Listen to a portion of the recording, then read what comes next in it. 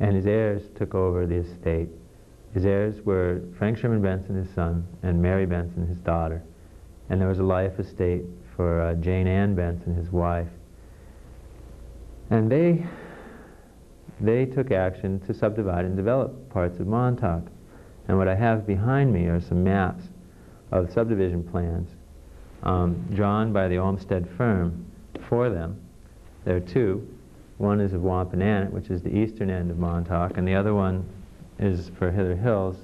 I have three maps, actually. And the other is a guide map drawn in 1905, which shows all of the parcels that had been conveyed as of 1905 outside of the subdivision areas. So why don't we look at those very quickly so I can show you where the reservations are. And then we'll be getting, by the way, to the court orders and judgments after we get past these facts. Okay. On this side, we have a guide map. And you can see it's a map of the entirety of Montauk.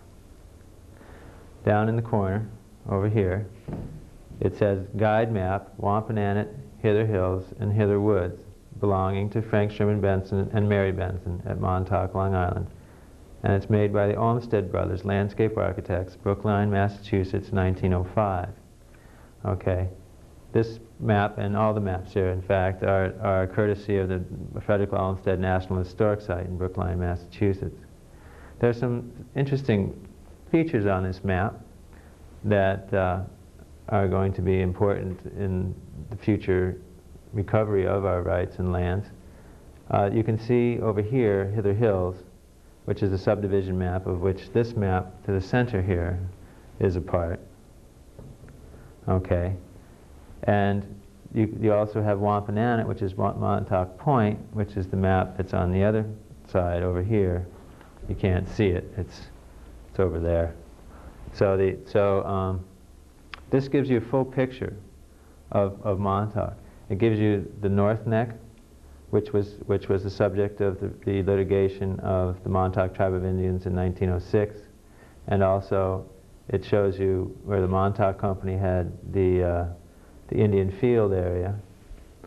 It also gives you the Conconganic line, the division line here, which was the northern boundary of the Hither Woods, which also was the boundary between the developable land and the Indian reservation land from the 1661 deed, which is free commonage, which extends all the way from here. If you can see it, there's a line right here, and everything all the way to where the old Indian fort stood here at Nominuk, which is over here by the walking dunes. This whole area where you see these trees is free commonage, or was deeded forever as free commonage of the proprietors and the Indians. And even with the Indians declared extinct or dispersed, because the rights of the proprietors were in favor of all successors and assigns, when properties were sold to Montauk out of Arthur Benson, everyone that received title to their parcels outside of the reservation areas have a claim over this land as free commonage, which means it's basically, I think this has been through other courts and other areas, and it's parkland, but it's sort of private parkland, and it's our parkland. And so we have the ability to stop any development in here if we so choose. The same, I believe, is true in North Neck, and the same is true in Indian Field. And what I'm doing now in that regard is I'm going to attempt to get judicial review on this. So and because there are so many interested parties, and the rights are so strong, and I'll be getting into that in a minute, that it really needs proper judicial review. And there's nothing damaging or harmful to individuals in this, and there's actually nothing damaging or harmful either to the political entities involved. But most of the county, or if not all of the county parkland, appears to be in trustee areas. The state parks were taken subject to our rights right in the 1924 deeds, okay, at a time when these rights were fairly well understood still. And the town of East Hampton has questionable control, questionable. I've got Freedom of Information Act documents in to see how they can legally claim to have any influence over Montauk given the laws which established our sovereignty. So there are a lot of political issues here. And the state, the county, and the town all have interests which need to be judicially reviewed relative to our trustee corporation. So I really stepped in one on this one, people. I got into this just to protect the Benson reservations and inform you of your rights. And what I found when I started looking into it is that the Benson reservations are only a part of our rights. But the rights over the Benson reservations are to the same parties, which is the way the covenants were written. And the Benson reservations are for the common use of all Montauk property owners. Well, all Montauk property owners were incorporated by the New York State Assembly in 1852, and all Montauk property owners were incorporated by the Governor of the King in 1686 under the Dongan Patent. So all of those rights are in favor of the same grouping of people, and they encompass not only land rights and land use rights, but they also encompass political rights.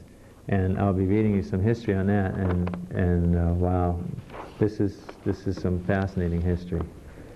Okay, so as we go through the history of the ownership of the lands, the Bensons brought in the Olmsted firm and drew these plans, subdivision plans. Then they began to sell off lots, and in all the lots they included covenants. They included covenants written into the deed, which established that these properties marked as reservations on these maps, which they filed, shall be for the common use of the Bensons and everyone they sold land to in Montauk, which, because he owned Arthur Benson owned all the land in Montauk, was in favor of all Montauk property owners. Okay. Then interesting things happened. Frank Sherman Benson died in 1907.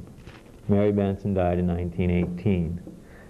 The heir in the estate of Mary Benson was Thurza Benson. She was still a minor, so it went into trust. And the properties were sold out of trust in 1926, subject to the rights over the reservations. So for the first time, the title, the fee to the reservations was transferred out of the Benson estate. Okay, but when that took place, the recipient, which was Carl Fisher, took the title subject to the rights which had been conveyed to these properties. And that's very important because when the court looked into Mr. Biasi's chain of title, that was referenced, okay, in his chain of title, that subject to those rights. And also there were other affirmations of those rights, and the title insurance company had picked it up, and it was the first line on his title insurance report that he was not insured free of these rights. So, but they started bouncing around. The title, the fee, started to bounce around to these properties because they were private property. These are essentially private rights. This was a private estate that covenanted these properties. So as they bounced around, everybody tried to look in to see if they could develop them. They had title insurance companies look into it repeatedly. Curtis Wright owned it for a while. They were in the title insurance company. Everybody looked into it. Nobody saw that they could be developed. Everybody understood the law. And then Nicola Biasi got the properties in 1982. And according to internal documents of the Curtis Wright Corporation, they gave it to him for nothing as a throw-in with the Hither Woods, the 777 acres in the Hither Woods, and because they realized the covenants made the land undevelopable. So Mr. Biasi had his lawyers, White and Case, New York City law firm, look into how they could get around these covenants and develop the property, and he was told that he would have to commence a bar claim, which meant he would have had to notice you and everybody else that lived in Montauk that he was intending to deprive you of your rights and then get you to sign off and give up your rights. Instead of doing that, he put up a fence and tried to just take control. And that's what forced us into court. That was in September of 1984. The court action started in 1985.